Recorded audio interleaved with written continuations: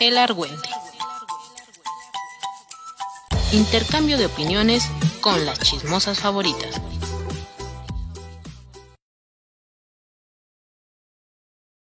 Bien, bien, pues vamos a entrarle ya al argüende, a la sección fuerte de este programa. Siempre es un gusto escuchar lo que nos trae Eunice Juárez, una propuesta musical muy interesante, así que estaremos compartiendo eh, a esta artista y su música en este programa Son Politicón. También aprovecho para mencionarle, invitarle a las personas que nos están escuchando que si quieren compartir con nosotras algunas de sus obras musicales, por favor, compártanlas. Acá hay un espacio para que puedan ser escuchadas. Muy bien, pues el día de hoy hablamos, como ya lo habíamos comentado, del filósofo latinoamericano Enrique Dussel, sus propuestas teóricas, sus aportaciones a la concepción y a la práctica de la política. Para ello nos acompañan dos personas especialistas en el tema. Nos acompaña, por un lado, Valeria Fontes, quien es filósofa, quien fue asistente de Dussel cuando fue secretario de Formación Política de Morena y es actualmente colaboradora del Instituto Nacional de Formación Política de este partido. Y también nos acompaña Jaime Ortega, que es politólogo, latinoamericanista y escritor mexicano. Pues bienvenido Jaime, bienvenida Valeria, vamos a entrarle con todo a este tema. Me gustaría comenzar contigo, Jaime. Despedimos con mucho cariño al doctor Enrique Dussel, ha dejado, por supuesto, un legado muy importante para México y para Latinoamérica. Y bueno, pues hasta hace unos días era uno de los pensadores más importantes vivos, ¿no?, en América Latina. Me gustaría que pudiéramos hablar un poco sobre estas aportaciones, pero antes, porque me gustaría que habláramos de su pensamiento, digamos. Ya sé que no va a alcanzar un programa para hablar del pensamiento de Dussel, pero vamos a escuchar un poco un fragmento sobre la filosofía de la liberación, la teología de la liberación, que además es base de su pensamiento. Vamos a escucharlo, por favor. Y me llamó la atención que un profesor de Jordania me dijo: no nos interesa tanto la filosofía de la liberación, lo que nos interesa es la teología de la liberación. Yo dije, qué notable. Pero además yo digo, habría que también entender que la teología está explicando la causa de la pobreza como un pecado estructural. Es decir, es una teología que parte de lo cotidiano, con la metodología de las ciencias sociales, aún del psicoanálisis, de toda la episteme descolonial más crítica, y sabe hacer teología. De tal manera que ha logrado llenar un vacío en la izquierda. La izquierda, más bien secularizante, diciendo que la religión es el opio, se distanció del imaginario popular africano, musulmán, hindú, chino. Los chinos son en el fondo taoístas y budistas y confucianos, o de América Latina. Es decir, que el imaginario popular es religioso. Y la izquierda entonces perdió por una cierta visión secular el penetrar ese imaginario. La teología de liberación puede entrar ahí. Es lo que Walter Benjamin dice, es un mesianismo materialista. Mesianismo porque tiene una mística, pero materialista en el sentido que cubre o piensa las necesidades humanas como exigencias éticas. Si alguien tiene hambre, hay que darle de comer. Si alguien tiene sed en el desierto arábigo, hay que darle de beber. Si alguien es desnudo, hay que vestirlo. Si no tiene casa, hay que ponerle una casa. Y alguien dirá, esas son las necesidades materiales. Esos son los criterios éticos del fundador del cristianismo para el juicio final.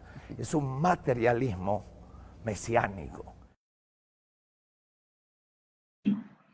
Bien, pues ya escuchamos un poco este fragmento de Dussel, una entrevista en Canal 11. Y bueno, Jaime, les decía, ya sé que a lo mejor les vamos a estar pidiendo cosas extraordinarias, pero que nos ayuden un poco a nosotras y a nuestras radioescuchas a entender, ¿no?, un poco más a Dussel. Habrá personas que quizá no hayan conocido a Dussel, que quizá no lo hayan escuchado. Queremos que nos puedan ustedes platicar cómo entender en este primer momento, cómo entender la teología de la liberación, ¿no? Ya lo comentaba, acá hay una separación en México de la política con la religión, cómo eso se puede unir o cuál es la propuesta, ¿no? Cuéntanos un poquito, Jaime, y bienvenido. Muchas gracias, Beatriz. Muchas gracias a Carmen, a Dalia, al equipo de Son Politicón y, por supuesto, un gusto compartir con una joven tan brillante como es Valeria Fontes, que es muy destacada conocedora del pensamiento de Dussel. Sí es una pregunta difícil, pero creo que hay que hacerla. Dussel es quizá era el pensador vivo más importante de una generación. Con él se cierra un siglo de reflexión. Es una reflexión muy original porque es una reflexión sistemática. Es decir, Dussel quería hacer un entramado conceptual para reflexionar sobre todos los niveles de la vida social, sea esta la política, sea esta la ética, sea esta la teología, sea esta la estética. De tal manera que el fragmento que hiciste bien en pasar nos da justamente la idea de cómo la teología no está separada de la ética y la ética no está separada de la política, ¿no? Justamente ese pequeño fragmento de la entrevista nos demuestra esta pretensión de sistema que Dussel tenía en su filosofía, y eso es lo que lo hace el pensador más importante de los últimos tiempos, porque tenía respuesta, tenía categorías para pensar los distintos niveles de la vida social. Creo que Dussel tiene razón y encontró en México, en su exilio, recordemos que Dussel es argentino, sale exiliado y se establece en México a finales de los años 70, encontró un buen lugar para poder reflexionar en torno a un tema que no había entrado del todo o que había entrado con cierta precaución, que es el tema de la obra de Marx, y con la obra de Marx logró instalar en la reflexión de la izquierda el problema de la teología, ¿no? Porque México, curiosamente, a pesar de la separación entre Estado e Iglesia, que sabemos que es del siglo XIX, que sabemos desde el juarismo, siempre tuvo una izquierda que no perdió de vista lo religioso. Y para ejemplo, y para cerrar, para que veamos el caldo de cultivo que Dussel encontró en México, para cerrar, bueno, pensamos en figuras como Rubén Jaramillo, que era un pastor, ¿no?, presbiteriano, o otros tantos. El propio Partido Comunista Mexicano había tenido un diálogo con la religión en los años 70, y entonces cuando Dussel llega a México encuentra la posibilidad de fundir aún más radicalmente todo ese planteamiento que ya había fundado con la ética y la filosofía de la liberación, permitiéndole además abrir la perspectiva marxista, ¿no? Por eso es el pensamiento más importante y lo será durante un buen rato, ¿no? Eso sería lo que yo tendría que decir por ahora. Bien, Jaime.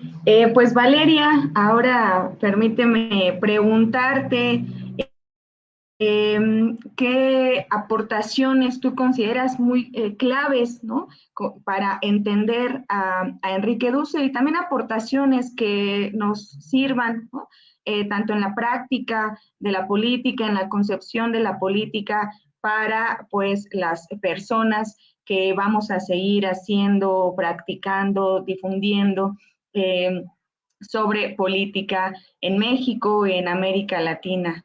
Valeria, bienvenida. Muchas gracias, Beatriz, compañeras, compañero Jaime, gracias por acompañarme, por invitarme principalmente. Estoy de acuerdo con todo lo que nos está comentando Jaime, este recorrido padrísimo que está haciendo. Añadiría también que el propio maestro menciona, bueno, varias veces en varias de sus clases y sus obras, nos recordaba que el propio Marx hablaba de las parábolas de Jesús como filósofo a su familia, ¿no? O sea, se trata de una izquierda que no pierde el sentido, no pierde un sentido núcleo ético-mítico. Eso creo que es algo que Dussel mantiene en todo su pensamiento, mantiene en toda su filosofía, en una filosofía sistemática, por supuesto, que trata de dar un sentido no solo, por ejemplo, unas categorías éticas, no solamente hacer filosofía política, no solamente hacer, en el último momento de su vida, estaba muy dedicado a la estética. Todo esto sí, con sus propias categorías, con un propio pensamiento sistematizado que los vinculaba a todas estas áreas del pensamiento, todas estas disciplinas de la filosofía. Creo que, bueno, la aportación a mí, no sé, creo que es una pregunta muy difícil. Creo que si tuviera que decidirlo ahora, si tuviera, como me lo estás preguntando, Beatriz, respondería quizás que se trata de buscar un sentido a la vida. Creo que fue una persona que en toda su obra estuvo bastante dedicada a buscarle un sentido digno de la vida humana, y todo su pensamiento tiene como núcleo eso mismo, una dignidad en la vida material. Eso es algo que busca la política de la liberación, ¿no? O sea, busca crear condiciones de vida dignas para todas las personas. Es lo que hacía él en el partido, con base en la formación, ¿no? Viendo el partido como una escuela de cuadros, como una escuela que señalaría lo que hacen los actores políticos para evitar fetichizarlos, para evitar desvincularlos con las necesidades de la población. Eh, Siempre teniendo como base la eticidad, ¿no? Una ética material. Y en el último momento, que es, bueno, estaría por publicarse la estética de la liberación, ¿no? En este último momento de estudio y de producción de obra que estuvo realizando, eh, creo que se trataba, lo que pudimos leer en los cursos a los que asistimos durante los últimos años mientras estaba produciendo la obra. Lo que pudimos ver es que se trata de buscar un sentido a partir de lo que tenemos, un sentido que vaya más allá de nuestra vida cotidiana, sin embargo, que nos brinde un objetivo de vida, ¿no? Que nos brinde una razón de estar. Entonces, me parece que todo el tiempo, desde que inició produciendo, ¿no? Y produciendo teología de la liberación y dedicándose a la teología de la liberación, después pienso en su obra, intenta secularizarlo, intenta hacerlo más filosófico, ya no tanto teológico, ya más bien una cuestión en la que pudiera entrar a espacios académicos, empieza a usar otro vocabulario, empieza a sistematizarlo de una manera filosófica, como aprendió de Marx, como aprendió de Hegel. Pero me parece curioso, ¿no? Me parece padrísimo que al final de su obra, ya como uno de los pensadores latinoamericanos en general, ¿no? Más reconocidos, decide retomar el sentido mítico, ¿no? Un sentido de pensamiento místico también. Y creo que en el fondo de su pensamiento se encuentra eso, se encuentra una eticidad que da sentido a la manera en la que todos y todas estamos existiendo en el mundo. No sé si tenga sentido lo que acabo de decir. Muchísimas gracias, Valeria. Y yo creo que sí, ¿no? Por ejemplo, ahorita mencionabas, ¿no? Del bienestar de las personas, preocupado precisamente por el bienestar de las personas. Yo creo a Dussel que sí, en efecto, es un pensador complejo, ¿no? Retoma aspectos de la teología de la liberación, de la filosofía política, de la filosofía latinoamericana, de la ética. Sin embargo, en lo personal me llama mucho la atención el precepto con el cual obtiene el título de doctor en filosofía, este precepto que es el bien común, que precisamente nos mencionaba Valeria. Jaime, ¿a qué se refiere este bien común? Porque a los que nos escuchan, déjenme decirles que precisamente este precepto es acotado en la nueva escuela mexicana, que retoma estos aspectos importantes del pensamiento crítico de Dussel. Jaime, ¿qué es el bien común para Dussel? Recordemos que esta influencia, digamos, de pensar a las religiones o a las raíces civilizatorias, ¿no? El cristianismo no es, digamos, el cristianismo inmediato que nos enfrentamos, ¿no? Sino son grandes complejos civilizatorios, articuladores de éticas, articuladores de propuestas. Dussel, por ejemplo, dice en algún libro, de los muchos que tiene, que hay 3 teologías de la liberación, ¿no? Que ha existido 3 momentos de una teología de la liberación, y lo va rastreando históricamente, ¿no? Cuando se dedica al estudio de la historia de la Iglesia, sobre todo, y de la propia teología, porque era muy importante en los años 70 y 80. Recordemos de dónde viene la palabra religión, que viene de religación. Se trata de unir aquello que está separado, ¿no? Entonces, en ese sentido, la religión tiene un sentido mucho más profundo, porque la vida moderna, la vida en el capitalismo, es una vida disgregante, nos separa, ¿no? Nos crea lazos artificiales, como puede ser el lazo del dinero, por ejemplo, o el lazo del Estado, que son lazos artificiales.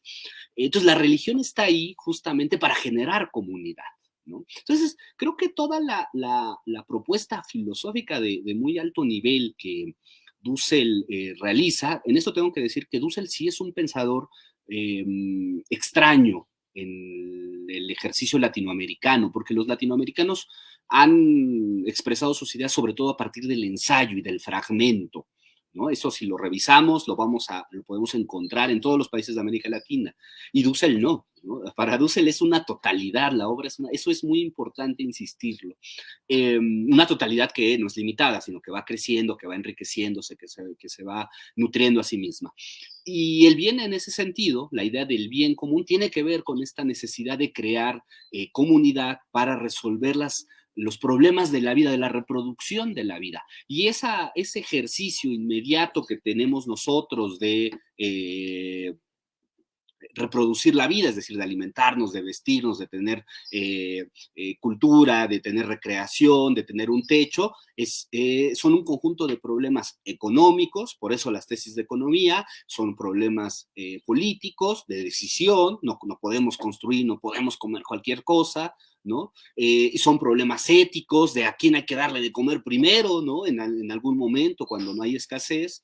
Y en general todos estos son problemas del bien común, ¿no? Es decir, ahí ese concepto de bien común se desdobla, ¿no? Se enriquece, ¿no? Y entonces de ese precepto básico del hacer comunidad, que eso es el sentido original de la religión, ¿no? Hacer comunidad, comunión, ¿no?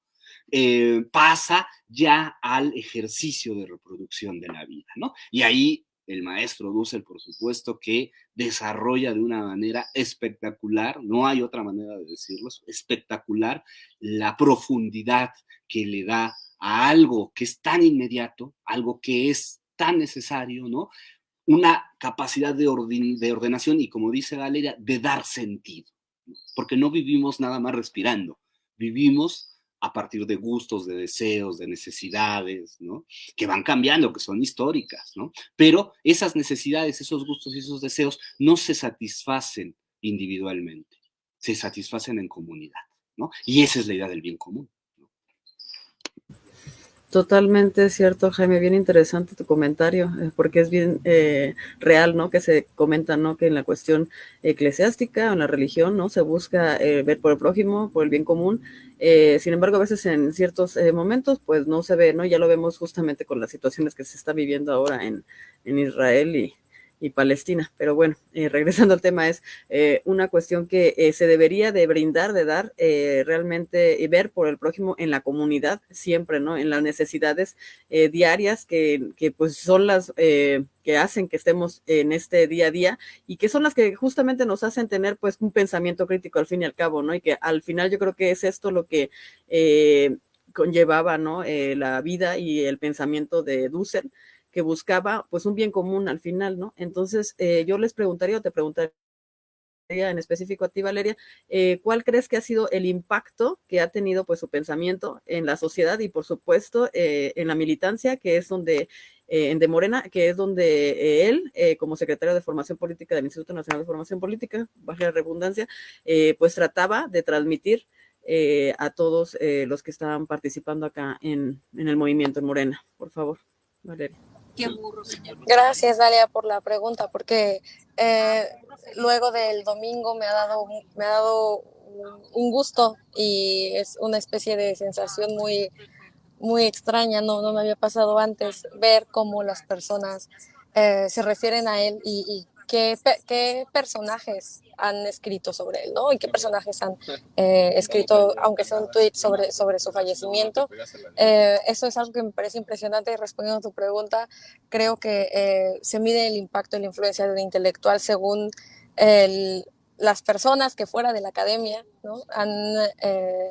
Han reído o lo tienen como referente. Y la mayoría de las personas, por supuesto, instituciones como Claxo, instituciones como la UNAM, la UAM, la UACM, todas, la rectora de la UACM, Tania también, o sea, personas que lo tenían en muy alta estima, ¿no? Pero incluso el propio presidente del país, refiriéndose a la mañanera, Claudia Sheinbaum, la siguiente coordinadora de la Cuarta Transformación, Hugo López-Gatell, con quien compartió distintas mesas en conferencias, Evo Morales, perdón, expresidente de Bolivia, en fin, ¿no? Petro también.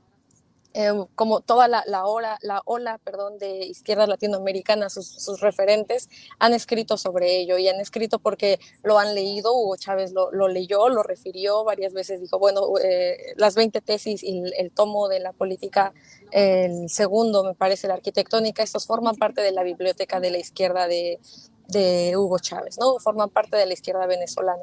Creo que su impacto como intelectual, ¿no? Como intelectual inicialmente en las grandes instituciones académicas en México fue de rechazo, fue difícil y es todavía difícil, por ejemplo, en algunos espacios querer hacer una tesis sobre el pensamiento de Dussel, ¿no? O sea, porque, bueno, sí vas a hacerlo de él, pero ¿a quién más vas a referir? ¿A qué otro pensador europeo con una especie de canon vas a referir?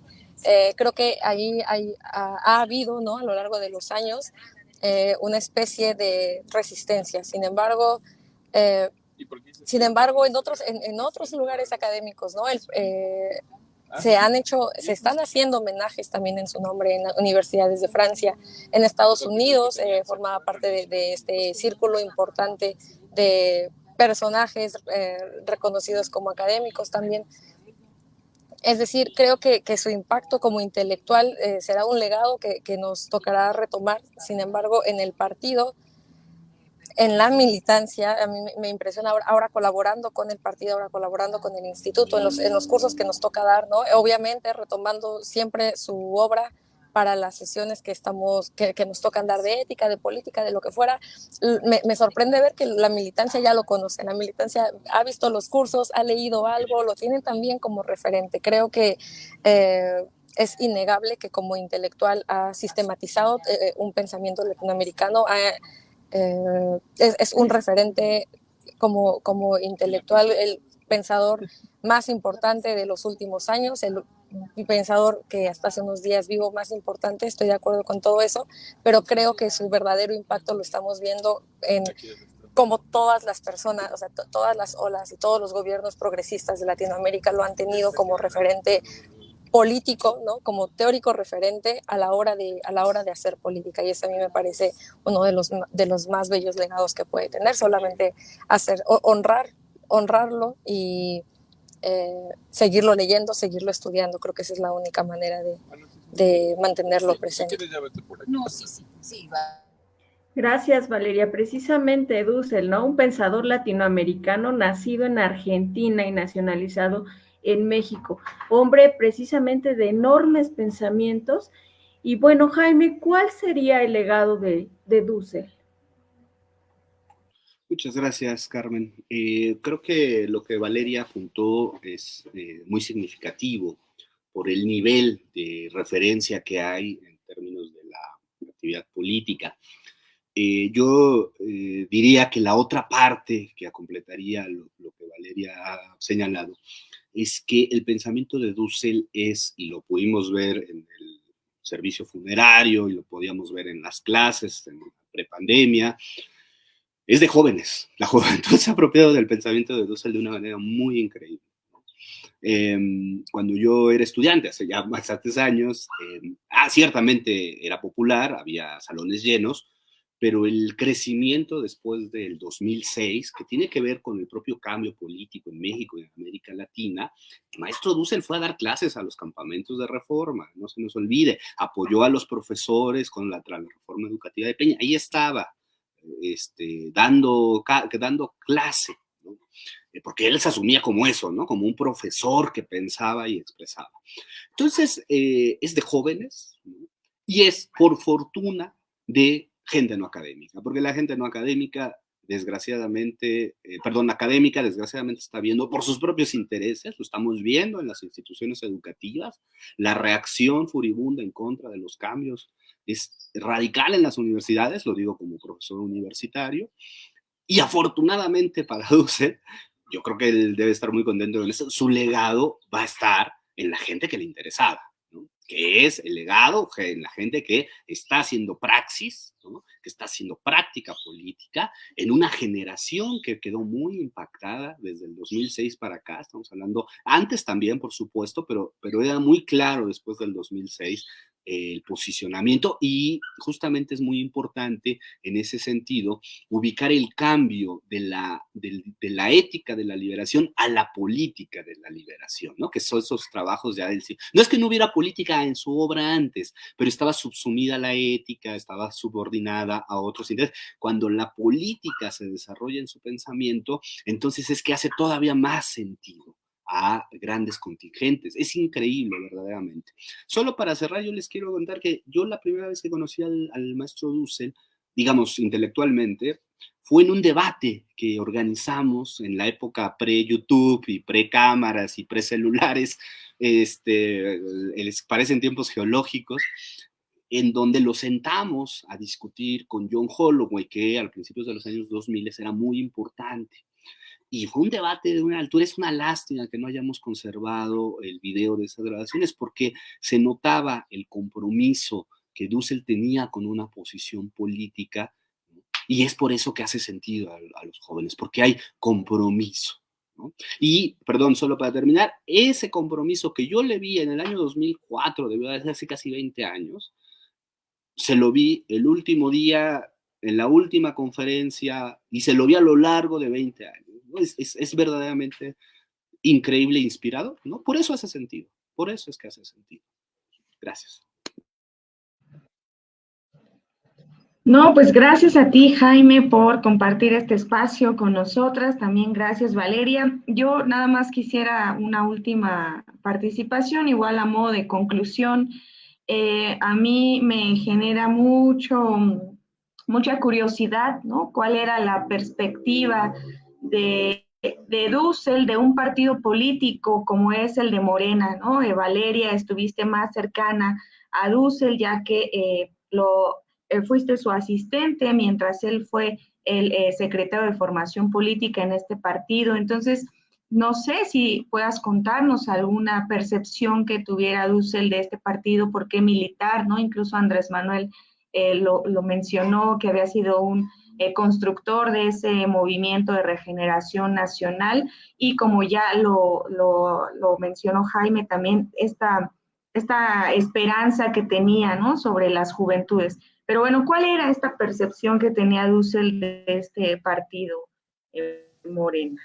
Valeria. Hoy siento una tremenda responsabilidad con esa pregunta.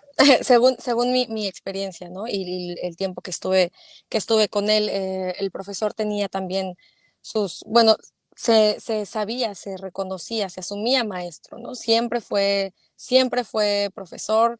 Dijo que hasta el último de sus días iba a seguir dando clase. Eso era algo que tenía muy, muy dentro de él. Y además daba clase no de algún teórico sobre cualquier cosa en una facultad. Tenía un compromiso con la vida real, ¿no? Con lo que estaba sucediendo diariamente. Leía diario el periódico, nos regañaba si nosotros no lo leíamos. Decía, bueno, ¿cómo tú no vas a saber o sea, tú en dónde vives, ¿no? ¿Cómo no vas a saber lo que está pasando?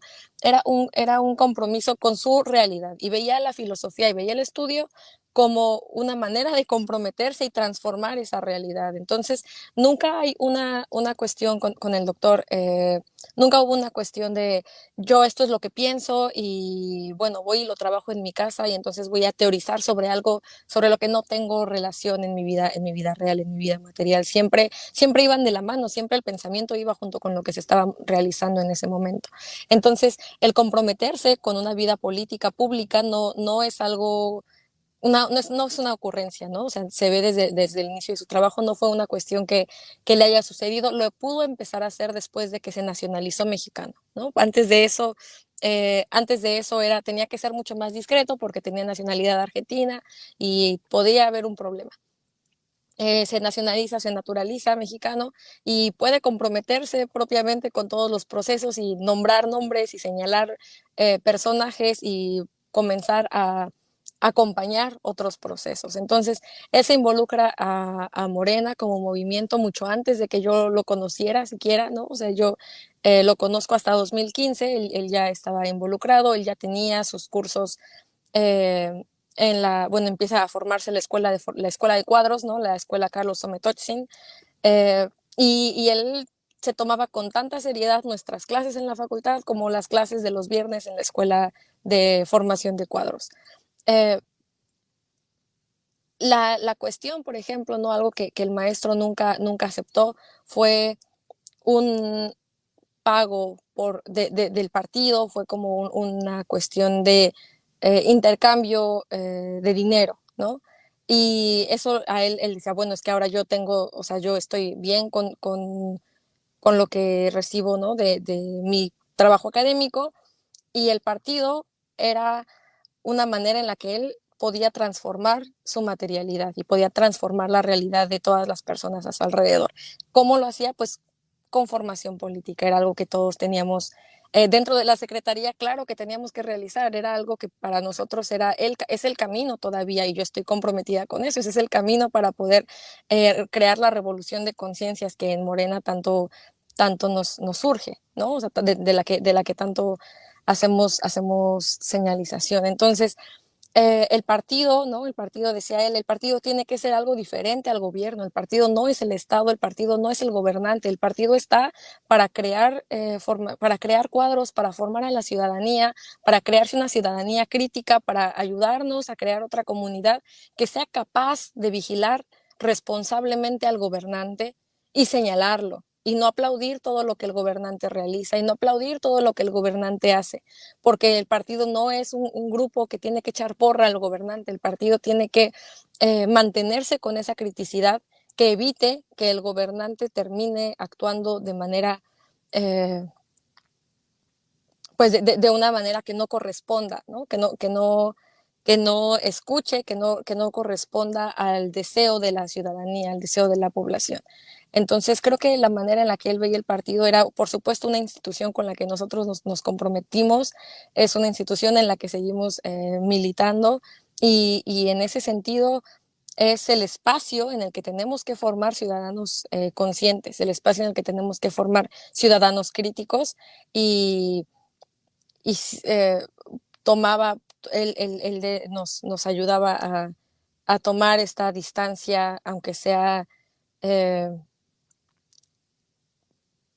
por momentos del gobierno, ¿no? Y del Estado para poder mantener la criticidad, para poder mantener un partido mesiánico, decía él, ¿no? Un movimiento que siguiera conectado con lo que estaba, con lo que eran sus necesidades. Hay una entrevista, y no sé si se las podría recomendar, que le hicieron los compañeros Mario Orozpe y Bernardo Cortés al maestro Dussel por el 2017, 18 quizás, y en esta entrevista, que debe estar publicada ahí en la web, en esa entrevista el maestro habla mucho, ¿no? Sobre cómo ve al partido como movimiento, ¿no? El partido como un proceso de transformación en México en ese periodo.